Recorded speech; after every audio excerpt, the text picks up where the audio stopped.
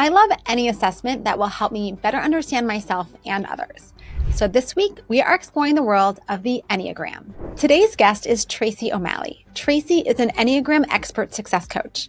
Her journey of self-discovery via the Enneagram sparked an enlightening shift in her perspective, which has since been a lifeline to many. She shares an overview of each of the 9 types, how we can use this information to help us grow into our best selves, and how managers can apply these lessons to better connect with and motivate their team members. Thank you so much for joining me today, Tracy. I'm super excited to talk with you about the Enneagram. This is a tool that I have followed from afar, but never actually engaged with myself. And we've never talked about on the show. So I'm so excited for you to illuminate this tool and how it can help us as managers be effective leaders. Well, buckle up. It's a heck of a ride once you kind of drink the Enneagram Kool-Aid and you understand the beautiful power and compassion and understanding and perspective shifts you can have with it, especially with management and leadership. You're forever changed by it. Why don't you start with a high level, kind of what is the Enneagram and what are the different types or buckets you can fall into once you've done this assessment? For those of you newer to the Enneagram, and you might be thinking I don't need this. This is one of those woo things that is a little weird.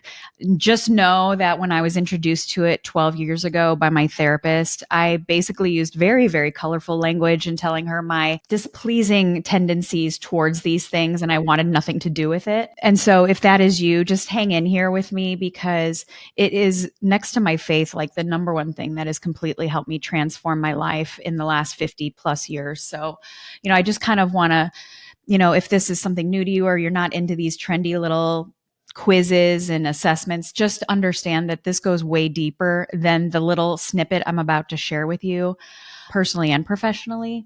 So how I like to explain the Enneagram, because I assume most people want to understand what's in this for them. I believe we are gifted with this divine intuition and this vessel of a body, and we're here to do great things in this lifetime. But often we have been dropped into situations, experiences, families, circumstances, cultures, you name it, that can alter the authentic expression of who we are and kind of get in the way of honoring the divine intuition we've been given and all the signs the vessel in our body is trying to tell us. And when we default out of those things, we have 3 centers of intelligence, which kind of makes up the framework of the Enneagram. We do use all 3, but one is our default, our go-to, our natural strategy based on our core Enneagram type in the way that we perceive the world, right? And so when we default into our centers of intelligence, more from a survival technique, this is where parts of the personality and the behaviors start to show up. But those behaviors come from this core motive and this core fear. The motive is if we reverse engineer every single thing that you or I do, there is a very common theme. It might be clouded by other things, but if we really do the 6 degrees of separation to get to what's at the root of why you do what you do, it's pretty much the same thing. And when those parts of our personality come out that is survival, behavior driven, usually it's there to protect the core fear of each of us. Now, when we look at the framework of the Enneagram, there's 9 different Enneagram types. And those are basically the 9 different ways in which we view the world. And there's not one that's the best or better than the other. They're just very, very unique. And the biggest aha I had was I only believed in, understood, spoke to my lens in which I saw the world. And although it's a very important one, right? It's valid and very important, but I was closing down my understanding, my compassion, my connection with 8 other different types of people. And that was my biggest aha, especially as a mom, now to some 20 somethings, but back then they were early teens. And I recognized that, wow, there's 8 other ways in which people see the world and I could learn something from them. And also, no wonder, no matter how well-intended I am, it's not landing on the hearts and the minds and the souls of the people I'm here trying to lead, whether it's personally or professionally. So the Enneagram can give you this beautiful framework, language, understanding, and desire to get to know and learn from other people. Now, as far as the 9 types, I'm just going to go really quickly to the core motive and the core fear. It's way deeper than what I'm about to share with you. But again, this is about why we do what we do, not what we do. And that's why a lot of the online assessments are inaccurate 65 to 70% of the time, because they can't see through some of the behaviors, but I can. So for an Enneagram 1, they are in the instinctual center of intelligence. Like I said, there's 3 of them. The Enneagram 1 is in the instinctual center. So they are very much what is happening right now. Their core motive is by being right and good. Everything that they do is to be right and good. So there's like not a lot of gray area for these people. Their biggest fear is being wrong or not good or not righteous. So they're called the strict perfectionist for a reason. The Enneagram 2 falls into the heart center of intelligence. So they're motivated by a form of significance and what has happened. They're very much people that operate through what they feel, right? Their biggest motive in everything they do is to be appreciated and loved for who they are. So this is their superpower. But also their kryptonite. And same thing for each Enneagram type. The same thing that's your superpower can be your kryptonite. It just matters that the come from is from love, compassion, empathy, service, and grace. That's when it's your superpower. When it's coming from fear, insecurity, unworthiness, shame, guilt, or ego, that's when that same thing that makes you freaking amazing can also like be a wrecking ball in your life and in your relationships.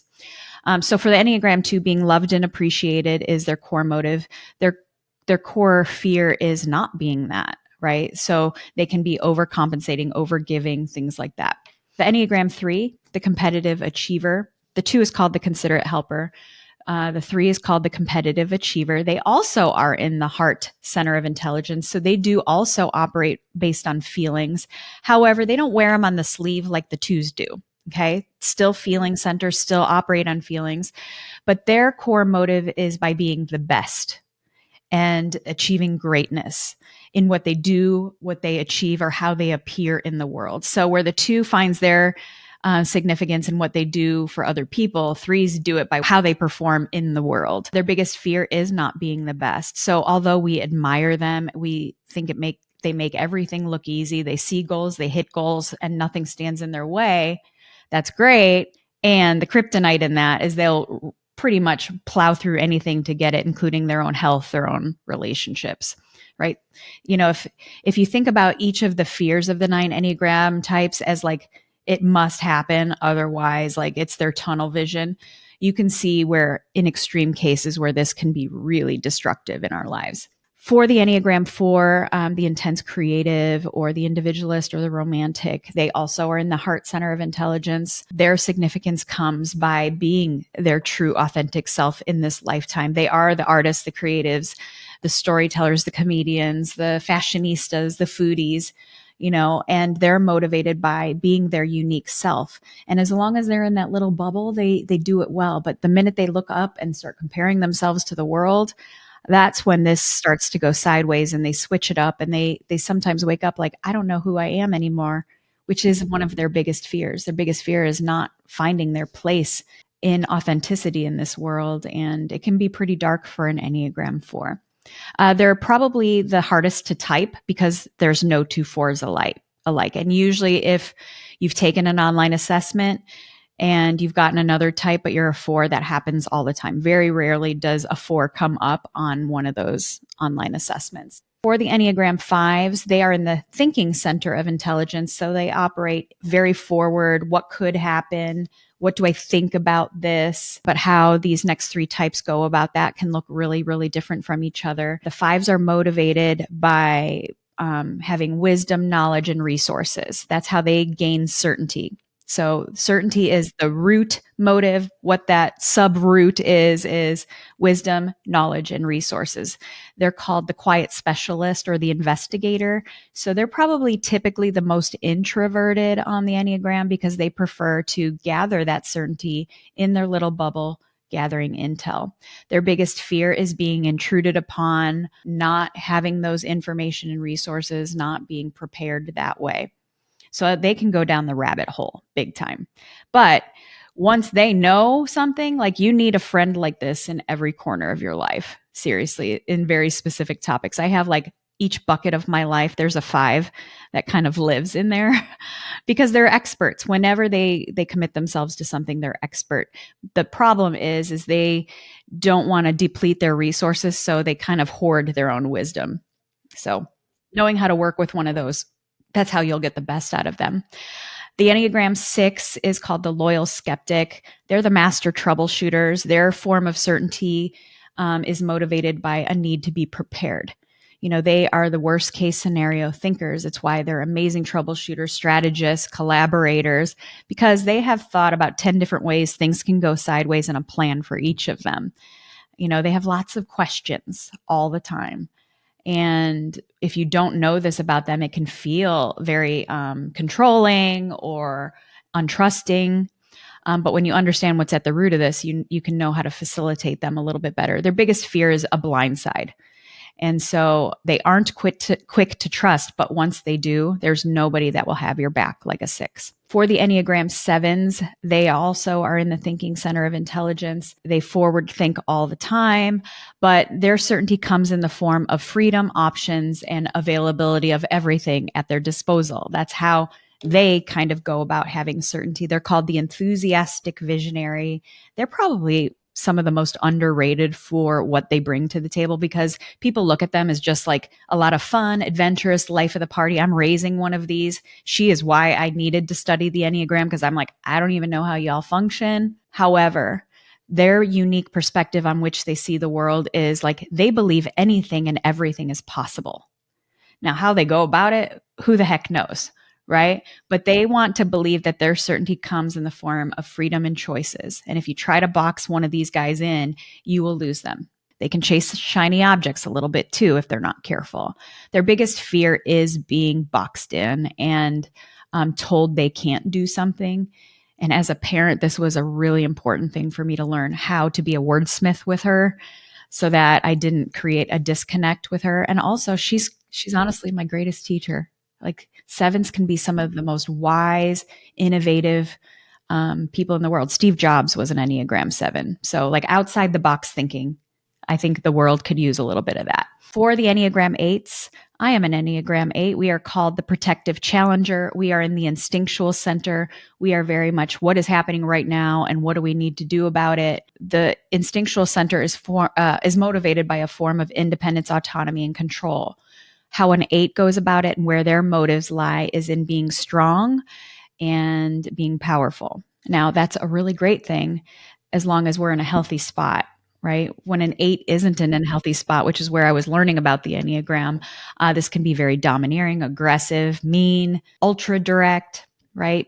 Their biggest fear is being betrayed, violated, or put in a vulnerable situation. So you can imagine if that's about to happen, you're going to see the spicy 8. Knowing how to lead an 8 is very, very important because they're not the easiest to lead. But if you can, they are some of the best people to have in your organization or team or family. And finally, the Enneagram 9, last but not least, they sit at the top of the framework of the Enneagram, also in the instinctual center. So very much what is happening now. What do I need to do about it? Independence, autonomy, and control is at the root of what motivates them, but they find that in the form of creating harmony within and in their environment. Their biggest fear is conflict. So, unfortunately, where they get kind of twisted in this is settling for short-term harmony, but it creates a long-term problem. So, the real work for leading and loving and being an Enneagram 9 is understanding that finding a healthy relationship with conflict will be really, really good for you to create the long game harmony you so desire. So that is the 9 different ways in which we all see the world. And kind of, I'm sure as you're listening right now, you're like, yeah, I don't ever think like that. Right. And you probably have somebody in your life that does, and maybe there's a little disconnect. And how do you build that bridge to connect with them and learn from them? This is such a great overview of different ways to see the world and also to think about what's important to you and kind of what, as you started, is that core driver and kind of peeling back the onion. And I was listening, I was like, ooh, which one am I? And there were definitely a few that I was like, felt like they really resonated.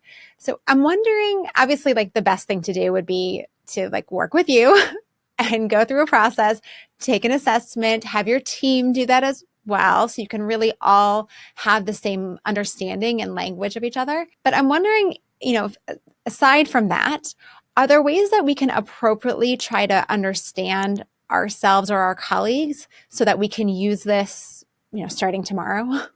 Yeah. And, for the first 5 years I was using it, like I wasn't saying, hey, I'm into the Enneagram. Can you take an assessment? No, because like it's not going to work. Even with my own children, I didn't do that. And so when I talked about the centers of intelligence first, if you just kind of focus there, this will help you tremendously. And it won't feel like you're trying to label somebody either.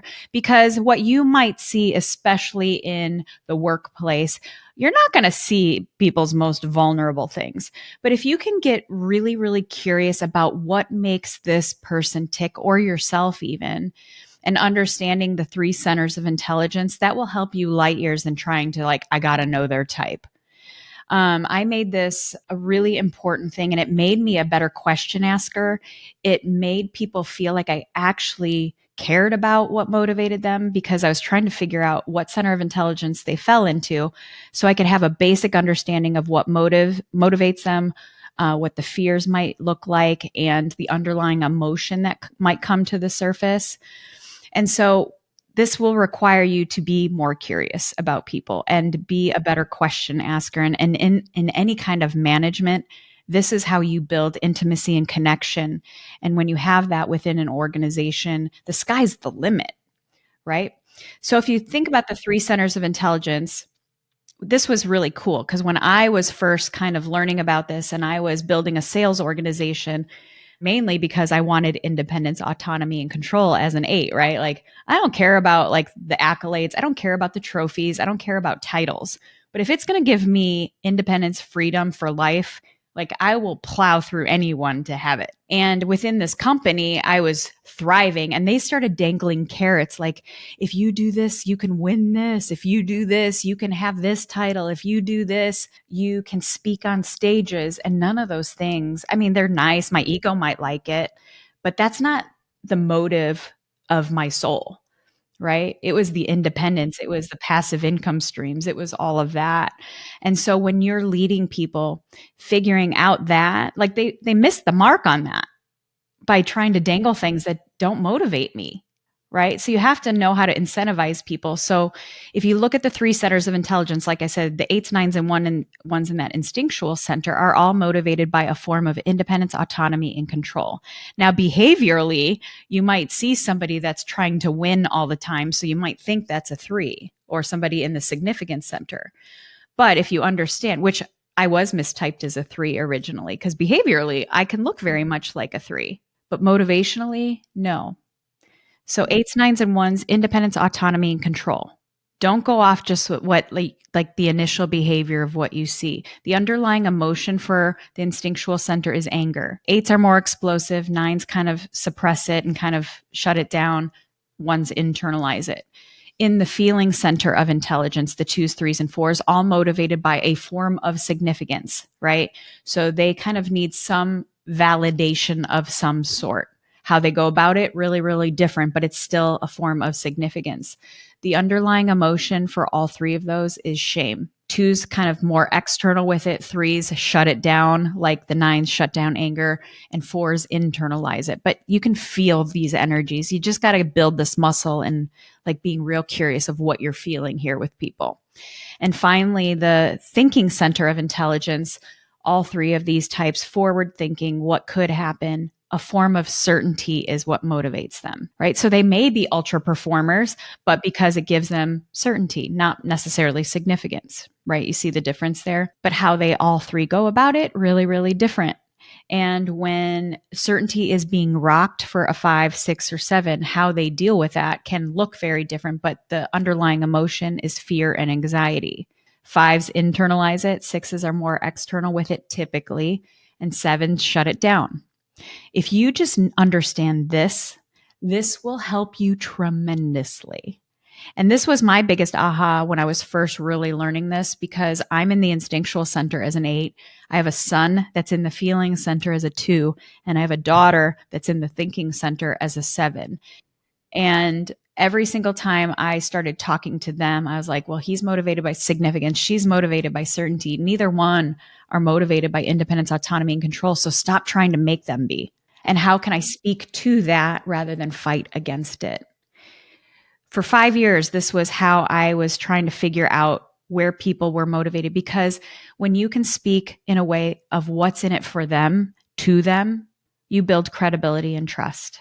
And when you build credibility and trust, the relationship gets stronger, the connection is deeper, and where you can take things together is immeasurable. Yeah, I'm wondering if you can actually build on that and share a story either from your own team or from a client that you've worked with, and what kind of shifts they experienced once the manager was able to really lead to each person in the way that they needed and by understanding themselves, and of how that played out. Well, I have worked with a couple teams at Google, and one of the department heads, she brought me in to a team of like 10, and she is an Enneagram 1, the strict perfectionist, high standards, high integrity. They do what they say they're going to do. Things are black and white, and most of her team is not that way.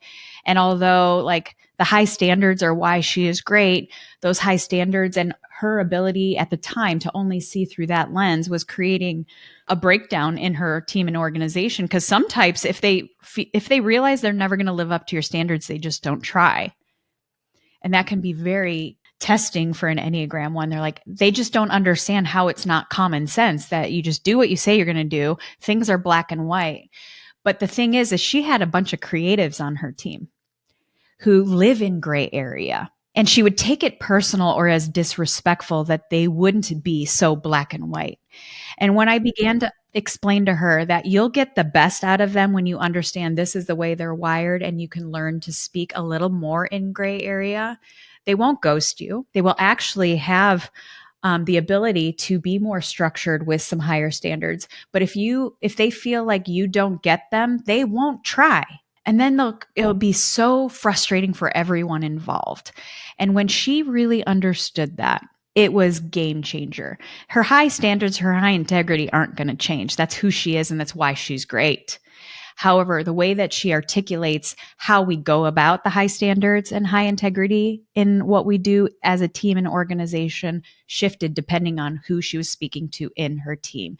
And, Google had many, many layoffs back in the day when I was working with them, and she was able to retain her whole team as a result of like a cohesiveness of working together. And she was able to keep her team small and do more with less. When you understand exactly who's in your team, what motivates them, what their gifts are, and how to navigate their fears, you don't have the turnover. You can do a lot less and have more strength in your team with a lot less people, especially if they're feeling like they're understood, valued, seen, heard, all the things. That was a really powerful one. When an Enneagram 1 is in leadership, they're natural born teachers, but sometimes their approach can feel judgmental. It may not be, but it can feel that way. And when like that leader was able to kind of tone it down a little bit, still have high standards and high integrity, but know how to speak with everyone, it was a game changer. So awesome to see. Yeah, it sounds like it. Light bulbs. It was like, all right, we got this.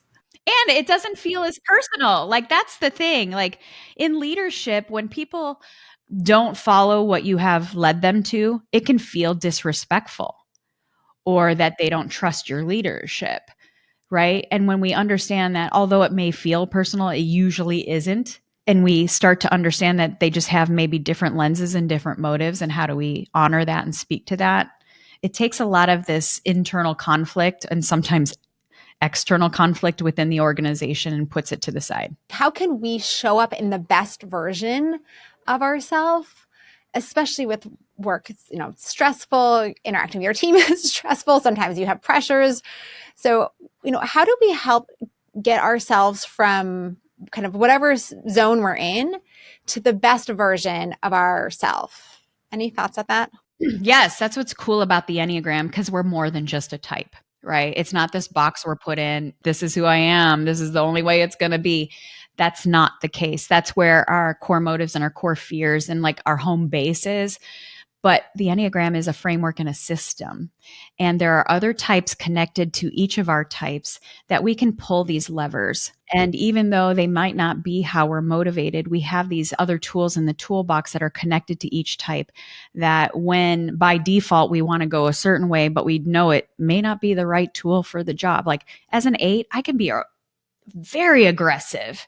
And although there's times and places where that's the right tool for the job, in interpersonal relationships, very rarely is it. And so I have to understand the framework that's connected to me, build those muscles because they're not natural ones I like to use, and learn how and when to apply those. The other cool part about the Enneagram, and the biggest aha for me 12 years ago when I was introduced to this, is we each have a growth number, or the target we're aiming for. When we raise our hand and say, I want to be the best version of myself, to whom much is given, much is required. And if you want something different, you're going to need to do something different. And when I saw what the growth number was for the Enneagram 8, it's the opposite of my natural go-to. But if I'm here saying I want to be the best version of myself, that's it.